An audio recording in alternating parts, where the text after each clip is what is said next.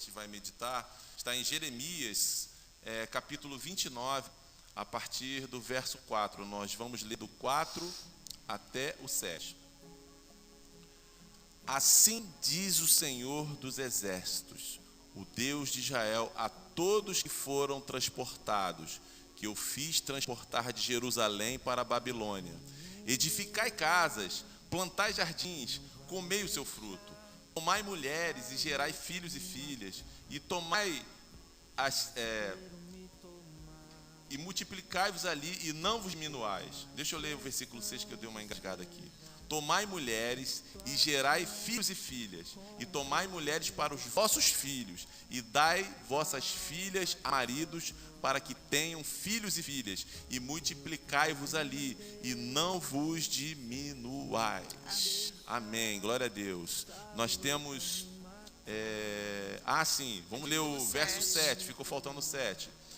E procurai a paz da cidade, para onde vos fiz transportar, e orai por ela ao Senhor, porque na sua paz vós tereis paz.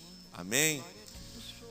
Irmãos, esse texto aqui, só para contextualizar, para você se situar na história da onde veio esse texto. Esse texto é uma carta de Jeremias aos cativos da Babilônia. É uma carta que o Jeremias mandou para o pessoal que foi arrancado da sua cidade de Jerusalém, arrancado de Judá e levado cativo para a Babilônia, e passaram a servir ao palácio lá na Babilônia. Uma situação de vexame, uma situação de vergonha, um juízo que Deus aplicou sobre o povo de Judá, e não era uma situação confortável.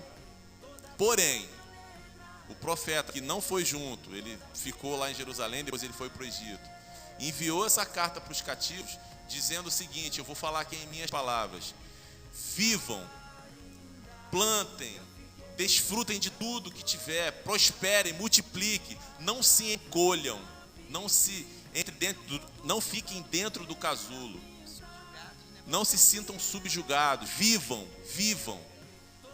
E a gente trazendo, pastora, para os nossos dias de hoje, tempos de crise, nós temos uma palavra para dizer para você.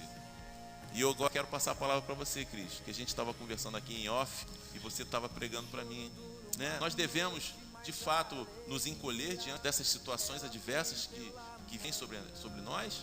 De maneira nenhuma, pastor, meu irmão, minha irmã. Porque, apesar de tudo aquilo que eles estavam vivendo, eles receberam através daquela carta uma instrução do Senhor.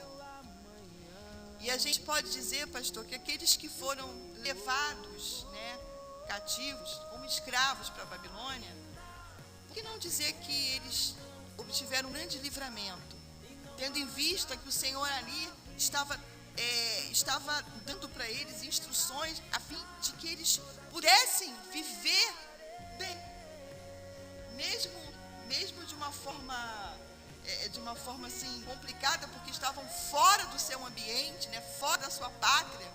Mas o Senhor estava dizendo para eles assim: olha, desfrutem daquilo que eu estou oferecendo para vocês, porque tudo que Deus tem para nós, na nossa vida, para a minha vida, a vida do pastor, é sempre melhor. E Deus, Ele quer sempre o melhor para cada um de nós. Às vezes a gente não entende. De repente aquele povo recebe aquela carta, mas como assim? Eu estou numa situação de escravo. Eu sou escravo. Eu vou me encolher, eu vou ficar em depressão. Não posso. Eu sou um coitado. Não, de maneira nenhuma. O Senhor falou: não. Vocês estão aí por permissão. E é isso que tem acontecido muitas vezes nas nossas vidas. Situações que aparecem na nossa vida, e a gente, irmão, a gente não pode de maneira nenhuma ficar prostrado. Nós precisamos nos levantar, não na nossa força, mas na força do Deus que tudo pode. E exatamente isso, pastor, que o Senhor estava fazendo com aquele povo, fez com aquele povo. Ele estava dando uma instrução para que eles pudessem viver da melhor maneira possível. Meu irmão, minha irmã, nós precisamos buscar viver da melhor maneira possível. Mas como assim, pastor? Como assim viver da melhor maneira possível? Amados, em Deus, descansando no Senhor, confiando nele. Até porque, pastora, porque isso tudo vai passar, né? Tudo passa. Vai passar, meu irmão. Vai passar, minha irmã. Não é para sempre. É uma disciplina, é uma correção, é para que as coisas voltem para o lugar, é para que você fique no centro da vontade de Deus. Vai passar, olha só, nesse mesmo capítulo 29, no verso 10, fala assim: assim diz o Senhor, quando se completarem os 70 anos da Babilônia, eu cumprirei a minha promessa em favor de vocês, de trazê-los de volta para este lugar. Imagina, pastora, se essas pessoas que estão no cativeiro se encolhessem, não vivesse, não plantasse, não colhesse, não casasse, não multiplicasse, no final dos 70 anos, cadê o povo de Judá? Não ia ter mais ninguém. Não ia ter mais ninguém. E a promessa de Deus, através da profecia de Jeremias, é que era por um tempo limitado, era por um tempo marcado, por um prazo, era por um tempo somente, 70 anos. Era somente por um tempo, não era para sempre. Então eu digo para você, meu irmão, minha irmã, essa crise que você, que nós estamos passando, ela é temporária. O deserto não é lugar de morar. O deserto é lugar para se passar somente. Agora o tempo que vai demorar vai depender de mim e de você. Da fé que a gente tem no autor e consumador, da nossa própria fé, porque é Ele que nos dá fé, de como nós vamos passar. Se a gente vai passar 2 dias, 3 meses, uma quarentena ou 40 anos, isso vai depender de nós, vai depender da nossa postura. Então Deus nos orienta para vivermos plenamente aquilo que Ele tem ordenado para nós, vivermos na integralidade, apesar das circunstâncias. Nós não devemos olhar para as circunstâncias. 70 anos, pastora. Se o povo ficasse desanimado, 70 anos é muito tempo. É tempo pra caramba. São quase que 2 gerações, né? Verdade. Daniel ficou velhinho, ele veio um garoto, ficou velhinho. Inclusive ele nem voltou, ele ficou lá na Babilônia, que depois foi tomada por outros povos, né? outro império. Mas ele continuou lá. Mas imagina se esse povo não se multiplica, se não obedece, se não vive, se não desfruta, se não planta, se não colhe. Uma terra boa, uma terra que planta, onde se planta dá. Você falou de Daniel aqui, me veio assim agora ao coração. Daniel vinha apegado a uma promessa. Era alguém que confiava em Deus. Alguém que não desistiu. Né? Diz a palavra do Senhor que todos os dias Daniel orava. Ele se voltava, né, para Jerusalém, naquela janela, e em todo o tempo Daniel orando. 3 vezes ao dia. 3 vezes ao dia, Glória a profetizando. Deus. E chamando a existência. Chamando a existência. Glória a Deus. Aquilo que os olhos dele estavam vendo. E humanamente falando, impossível. Mas ele cria num Deus. Um Deus poderoso. Um Deus que é fiel. E esse mesmo Deus é o Deus a quem nós servimos. E nós precisamos confiar nesse Deus, meu irmão. Né? E eu quero assim, lá em João 14, quando o próprio Senhor Jesus diz assim: não turbe o vosso coração, credes em Deus, credes também. Amém. Oh, meu Deus, será que saiu? Vamos repetir. João 14, Evangelho de João 14, versículo 1, quando Jesus diz assim: não turbe o vosso coração, credes em Deus, credes também em mim. Ou seja, essa palavra turbar, ela vem de perturbação. E a gente percebe que as pessoas ficam perturbadas por conta das circunstâncias. E o Senhor não quer, o Senhor Jesus disse: ó, não se perturbe, não fique perturbado por conta de circunstâncias, seja essa que nós estamos vivendo ou outra qualquer, pastor. Nós precisamos crer no Senhor, no autor e consumador da nossa fé, naquele que tudo pode. Assim como Daniel, ele não perdeu a fé e todos os dias ele perseverava em orar, ele perseverava crendo. interessante, pastora, que esse povo que ficou cativo, esses que creram, esses que perseveravam, o Daniel no início, né, do livro de Daniel, ele tinha alguns amigos, né, pastora? Tinha Alguns amigos, o que nós conhecemos como Sadraque, Mesaque, Abednego, ele próprio, né? Eles criam e eles não se dobravam ao sistema. Eles não se dobravam. Os 3 amigos de Daniel foram lançados numa fornalha de fogo ardente. E fala: se meu Deus me livrar, amém. Mas se ele não livrar, amém. Mas eu não vou me dobrar diante, não vou desobedecer ao meu Deus, não vou desagradar ao meu Deus. Eu vou crer nele. E ainda que eu pereça, ainda que eu pereça, mas eu vou crer nele. E aí, quando eles foram lançados naquela fornalha, não tinham somente eles na fornalha, o 4º homem da fornalha estava lá junto com ele.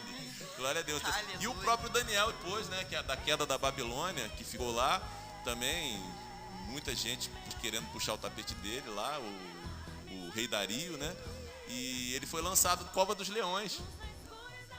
E o anjo do Senhor fez aqueles leões jejuarem. O tempo que ele passou, a noite que ele passou lá. Amém? Está entendendo o mistério de Deus? Que mistério é esse? Irmão?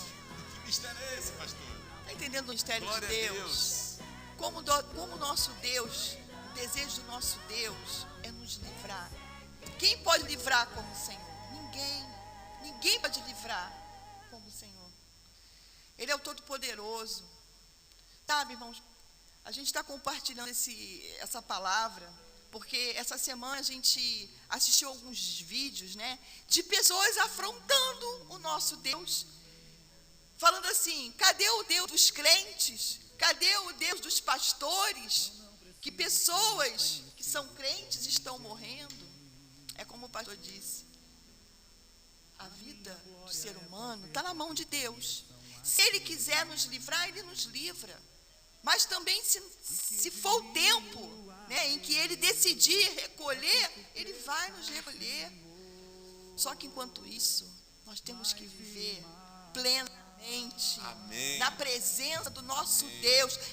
Nós precisamos desfrutar de tudo que o Senhor tem para nós. E vou te dizer, o que Deus tem para a nossa vida é sempre o melhor. O noso Deus, Ele é um Deus zeloso, Ele é um Deus fiel, pastor. É um Deus que tem um prazer. O prazer dele é cuidar de nós. E a gente não vai aceitar afronta. Nós não vamos aceitar afronta nenhuma. Porque o nosso Deus, Ele continua sendo o mesmo. Ele não mudou. Ele não mudou. Não mudou. Aleluia. E assim, meus irmãos, às vezes eu posso estar falando com você que não está entendendo essa situação que você está passando. Você pode estar tendo uma crise aí na tua área emocional, nos teus relacionamentos, ou até alguém enfermo, ou algo que você não entende, algum tipo de adversidade que você está passando. Nunca pergunte por quê. Pergunte para quê. Senhor, o que o Senhor quer com isso? Porque Deus tem propósito em todas as coisas. Esse tempo de cativeiro aqui foi por um propósito. O povo precisava aprender algo mais de Deus. Precisava parar de se prostituir diante de ídolos. Precisava voltar aos caminhos do Senhor, porque a cidade de Judá é uma cidade especial, tinha uma promessa sobre ela feita a Davi.